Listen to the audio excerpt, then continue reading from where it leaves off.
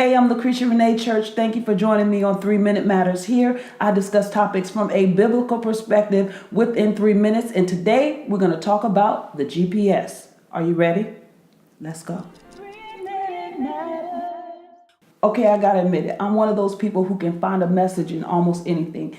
So the other day, I was driving home on a familiar road. Well, I'm actually getting familiar with the road. And I decided to turn on my GPS app for assistance. Well, the GPS told me to make a particular turn, but I thought to myself, you know how to get where you're going from here, and you don't really need to listen to the GPS right now. So the GPS kept telling me to make a U-turn, but I kept saying to myself, you know exactly where you're going. All you have to do is just keep driving, and eventually you'll see the landmark.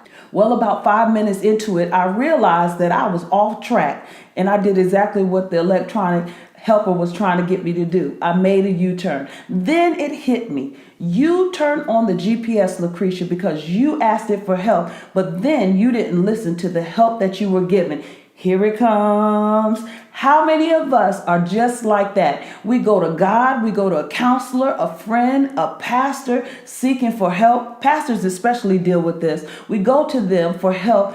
And then when that pastor gives us the advice, we find it actually hard to listen to the wise counsel. We think to ourselves that we know the way, when truth is, we don't know what we think we know. And just because we've read a few books or we've listened to the latest and greatest trending Christian messages doesn't mean that we're well versed in this way and we can do life without the counsel of seasoned men and women of God. Listen, your pastor, your leader, if he or she is a good pastor, then they are following the leading of the Lord, and they're actually overseers for your soul. The Message Bible puts it like this: appreciate your pastoral leaders who gave you the word of God. Take a good look at the way that they live and let their faithfulness instruct you as well as their truthfulness.